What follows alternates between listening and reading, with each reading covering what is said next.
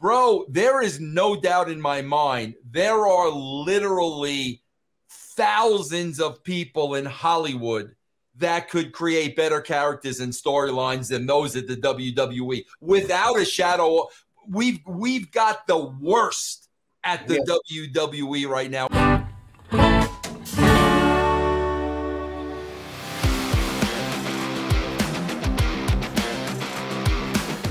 Well, let's land the plane, fellas, and talk about The Rock on Oh You Didn't Bro. This is his thoughts on a potential WWE sale. He says, the fan base is very large and very passionate, and there's nothing like the WWE.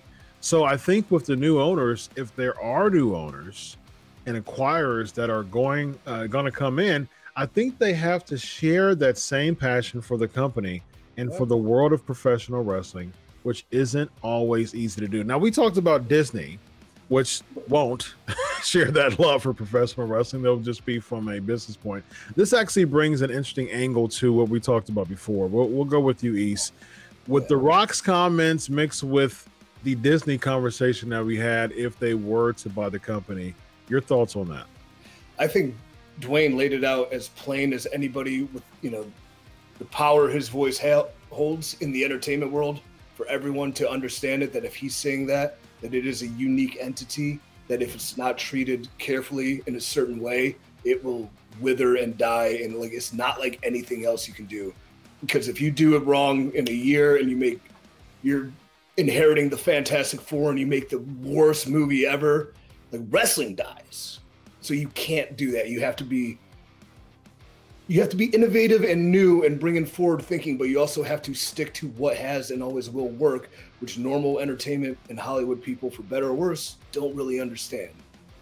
The long term, the building of people, the characters, actions having consequences, because what they've probably seen lately is the past few years where nothing was good, nothing mattered. It hasn't mattered in years. But if you go back to when it was really good, everything mattered. Everyone had a spot. Everything was intangible. Everyone was there for a reason, right? So I think to any major media thing, they have to be respectful and kind with it, because it's a bastard. It's a crazy, crazy little bastard. But man, could it be the coolest kid ever if it's just raised right? Yep, that's. Well, bro, it's I don't know. I might disagree with that a little, because you just said it, Chris. Bro, when Walt Disney died, nobody had Walt Disney's passion. I mean, that's what we're talking about. Nobody's going to have the passion of a Vince McMahon. Yeah. Nobody had the passion of a Walt Disney. Disney went on and became bigger and better without the founder of Disney there. So I don't necessarily think they need to have the passion and the love of professional wrestling. I think they need to understand the business. But come on, bro, nobody's gonna match Vince's love and passion, just like Walt Disney. And did Disney die when he died? Absolutely not. It became bigger than it was. So there is that possibility of it becoming bigger than it is. If Vince were to pass, and he doesn't have any more influence, unless it's from the grave, which that could happen, no Vince McMahon. And what would it take for WWE to be bigger than the passion and the blood, sweat, and tears that Vince McMahon has put in it over the past 40 years? And I agree a lot with what Uncle V said about the passion isn't as necessary as the understanding of the business, which is, I kind of meant that in the same way. Knowing the business is super important, because if you don't know it, you can get by without the passion, but you need to know why these things worked and what makes. Right. I definitely agree with that. Yeah. And he's right. Nobody's going to find the same passion. Was Disney actually bigger? Yes. Was it better? Debatable. You're going to lose some of that passion as things progress, and that's time, that's life. You don't always have things end, and that's okay. But I don't remember what we're talking about. Going. Vince McMahon, if he passed away, you know, what will it take for it to be bigger than the passion and the blood, sweat, and tears that he's put in the past 40 years?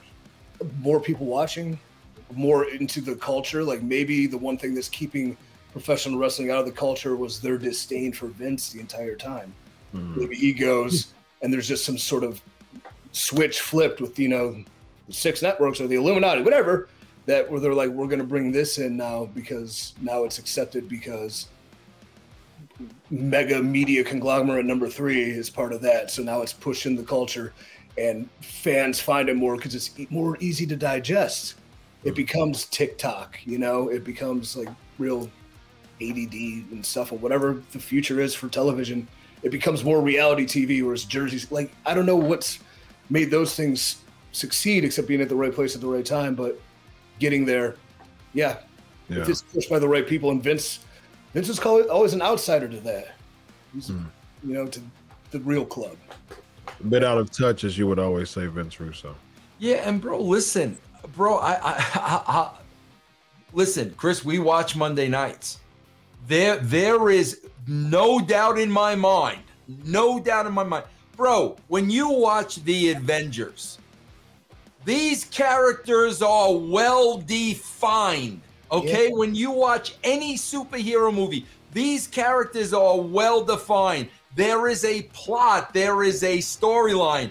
Bro, there is no doubt in my mind, there are literally thousands of people in Hollywood that could create better characters and storylines than those at the WWE. Without a shadow, we've got the worst at the WWE right now. When you look at those franchises, bro, these are developed. Tony Stark, I mean, come on, bro. These are really thought through.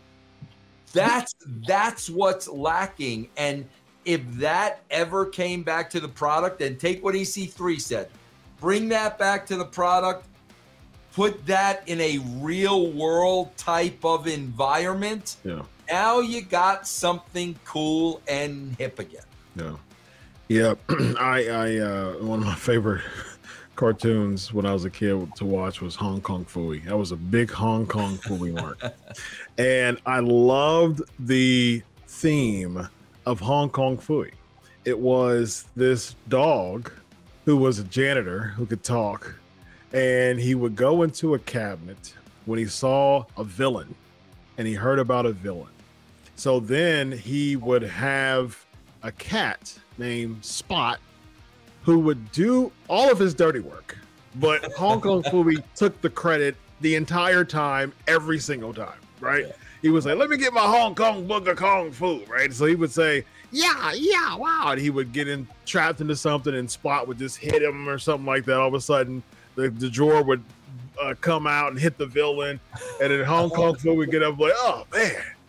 That's a good villain right there. You know what I mean? I should have had that page again. You know what I mean? Like he'll say something like that just to get all of the credit, and Spot every time he'll just be like, ugh.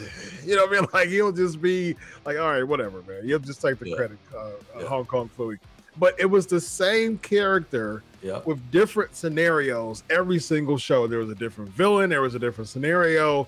But the character didn't change. It was the same dog who was a janitor, who went in the drawer, who got hit by Spot just to come out the drawer. He went down to shoot, and he was a crime fighter. You know what I mean? So that's the characters that we need to have that stick. And then you have different scenarios to continue to showcase the character. And that's what we need, Vince. Indeed. Yeah, Vince is really right on with the Avengers and the well-thought-out characters. But the reason we had them is they had a plan, and they had patience, and they had 10 years of 30 movies to get them that defined.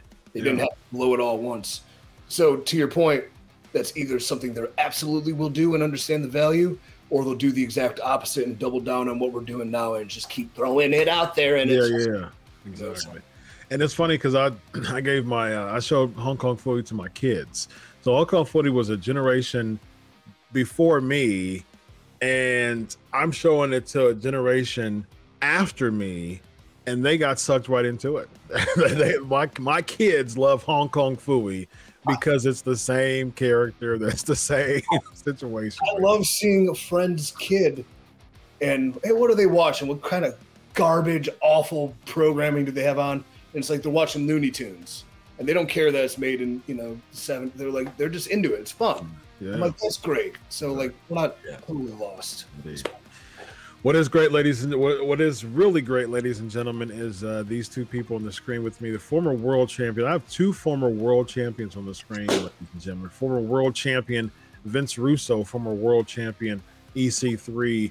They are now the Wrestling Outlaws on Sportskeeda, gracing your screen. I am Dr. Chris. Have a good night, everybody. So long.